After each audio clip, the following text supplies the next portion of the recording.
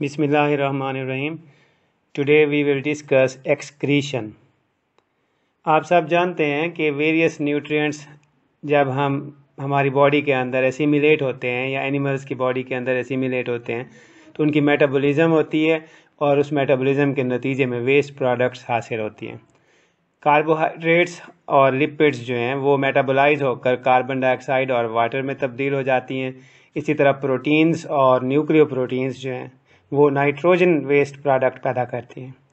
Nitrogen body के लिए बहुत ही ज़्यादा टॉक्सिक होता है। अगर ये सेल के अंदर ज़्यादा कंसनट्रेटेड हो जाए तो सेल की डेथ हो सकती है। इस वजह से इसको रिमूव करना बहुत ज़रूरी है।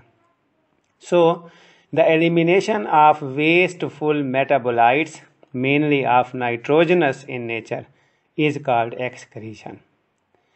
प्लांट्स में एक्सक्रीशन का मैकेनिज्म जो है वो डिफरेंट होता है क्योंकि प्लांट्स ऑटोट्रॉफिक होते हैं और वो ऑक्सीजन भी प्रोड्यूस करते हैं और इसी तरह कार्बन डाइऑक्साइड और वाटर जो है वो भी पैदा होता है। तो उनकी एक्सक्रीटरी प्रोडक्ट्स में कार्बन डाइऑक्साइड और वाटर हैं।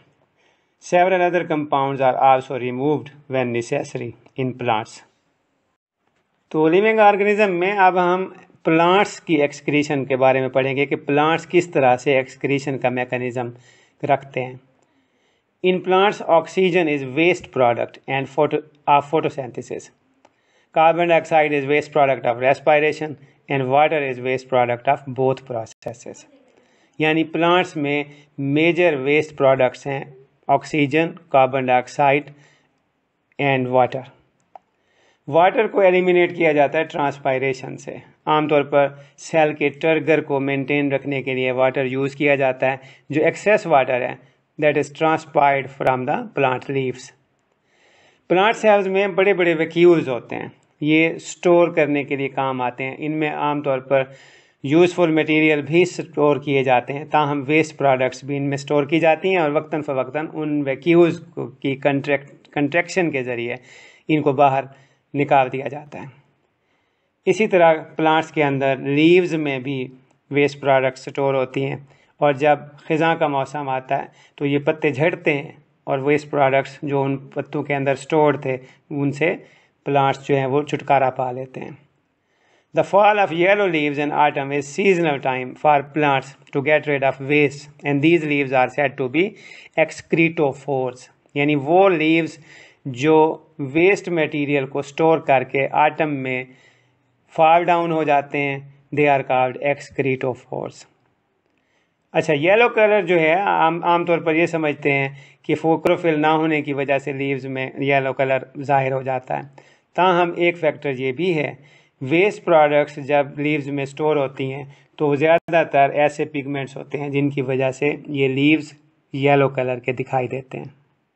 अच्छा, कुछ ट्रीज़ के अंदर वेस्ट प्रोडक्ट्स को ब्रांचेस में और ओल्ड जाइलम टिश्यूज़ के अंदर स्टोर किया जाता है और इस वजह से इन ट्रीज़ के ट्रंक्स में डार्क पिगमेंट जो है वो ज़ाहिर होता है। फॉर एग्ज़ाम्पल एबोनी ट्रीज़ में ब्लैक कलर के कंटेंट्स हमें नज़र आते हैं। ये उन्हीं वेस्ट कंपाउंड्स के स्टोर होने की वजह से होता है।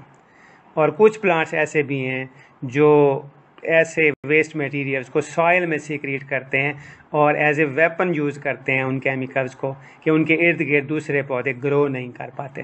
मिसाल के तौर पर कोनिफर्स जो हैं वो इस तरह का काम करते हैं कि अपने वेस्ट मटेरियल्स को अपने इर्द गिर्द की सॉइल में सीक्रेट कर देते हैं। अब हम डिस्कस करेंगे एक्सक्रीशन इन एनिमल्स।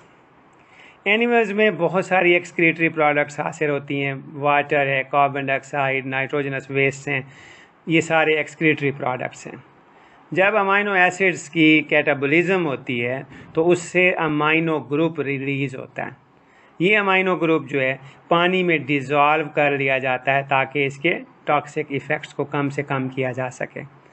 अब अगर ये डिज़ोल्व्ड मटेरियल खारिज ना किया जाए, यानी अमाइनो ग्रुप्स ख़ुसूसन इससे जो नाइट्रोजनस वेस्ट पैदा हो रहे होते हैं इनको अगर बॉडी से बाहर एक्सक्रीट ना किया जाए तो उससे convulsions, coma and eventually death जो है वो भी हो सकती है।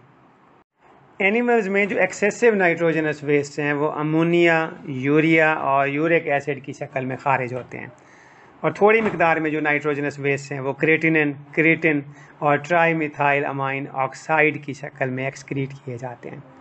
बहुत ही कम मिकदार में जो नाइट्रोजनस कंपाउंड्स हैं वो प्यूरिन्स और प्रिमिडीन की शक्ल में वेस्ट मटेरियल वेस्ट प्रोडक्ट के तौर पर हासिल होती हैं।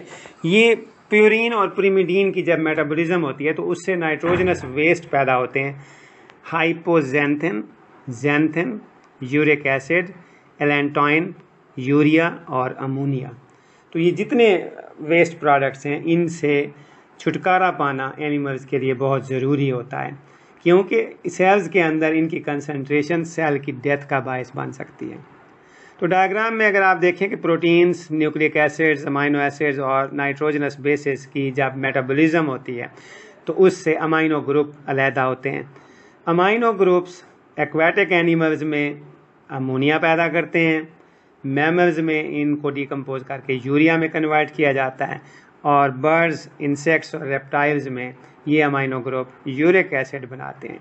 तो ये अमोनिया, यूरिया और यूरिक एसिड इन मुख्तलिफ किस्म के एनिमल्स में फाइनल वेस्ट प्रोडक्ट की शक्ल में इकट्ठा होते हैं, जिन्हें बाद में जिस्म से खारिज कर दिया जाता है। एनिमल्स मुख्तलिफ किस्म की हैबिटेट में रहते हैं और हैबिटेट के डिफरेंट होने के हिसाब से एक्सक्रीटरी प्रोडक्ट्स भी डिफरेंट होती हैं। 3 तरह की हैबिटेट्स लैंड में या हमारे इस बायोम में पाई जाती है: हाइपोटोनिक हैबिटेट, हाइपरटोनिक हैबिटेट और ड्राई कंडीशंस। हाइपोटोनिक आप यूँ समझ सकते हैं कि एक्सेसिव वाटर जो है वो अगर एनवायरनमेंट में मौजूद है तो ऐसी सूरत में अमोनिया फौरी तौर पर बॉडी फ्लूइड्स के अंदर डिज़ोल्व कर लिया जाता है और इसको डाइल्यूट फॉर्म में लो कंसंट्रेशन में रखा जाता है। लार्ज अमाउंट ऑफ वाटर चाहिए इस अमोनिया को वेस्ट करने के लिए, एक्सक्रीट करने के लिए। कम से कम 1 ग्राम अमोनिया नाइट्रोजन जो है, यानी 1 ग्राम नाइट्रोजन जो अमोनिया से हासिल हो रही है उससे छुटकारा पाने के लिए हमें 500 मिलीलीटर ऑफ वाटर जो है वो रिक्वायर होता है। तो ऐसे एनिमल्स जो एक्स्ट्रा वाटर की एनवायरनमेंट में या हाइपोटोनिक हैबिटेट में रहते हैं और वाटर को यूज़ करते हैं अमोनिया डाइल्यूट करने के लिए, दे आर कॉल्ड अमोनोटैलिक्स। इसी तरह हाइपोटोनिक हैबिटेट्स जो हैं जिनमें रिस्ट्रिक्टेड सप्लाई ऑफ वाटर होता है, यानी पानी की मिकदार कम अवेलेबल होती है, वहाँ अमोनिया को एक्सक्रीटरी प्रोडक्ट के तौर पर नहीं रखा जा सकता, क्योंकि अमोनिया के लिए डाइल्यूट फॉर्म में रखना बहुत ज़रूरी है। जिस्म में अगर इसको बॉडी रखना भी चाहती है तो डाइल्यूट फॉर्म में रख सकती है, वरना नहीं। तो हाइपोटोनिक हैबिटेट में रहने वाले एनिमल्स क्या करते हैं, इस अमोनिया को कन्वर्ट कर देते हैं लेसर टॉक्सिक सब्सटेंसेस में, that is urea. 50 millilitre of water is required to eliminate 1 gram of urea nitrogen. और रिस्ट्रिक्टेड वाटर सप्लाई में रहने वाले ये एनिमल्स जो यूरिया एक्सक्रीट करते हैं, दे आर कॉल्ड यूरियोटैलिक्स। इसी तरह ड्राई कंडीशंस में जहाँ बहुत ही शार्टेज ऑफ वाटर होता है, नाइट्रोजनस वेस्ट को एक और कंपाउंड में तब्दील किया जाता है, that is called uric acid. 1 millilitre of water is required to eliminate 1 gram of uric acid nitrogen. तो सच एनिमल्स जो शार्टेज ऑफ वाटर के हैबिटेट में रहते हैं और यूरिक एसिड एक्सक्रीट करते हैं, दे आर कॉल्ड यूरिकोटैलिक्स। उम्मीद है आपको एक्सक्रीशन का पता चल गया होगा कि किस तरह से एक्सक्रीटरी मटेरियल्स प्लांट्स में और एनिमल्स के अंदर जो वेस्ट प्रोडक्ट्स बनती हैं उनसे कैसे छुटकारा पाया जाता है और किस तरह से ये मैकेनिज़्म जो है वो काम करता है।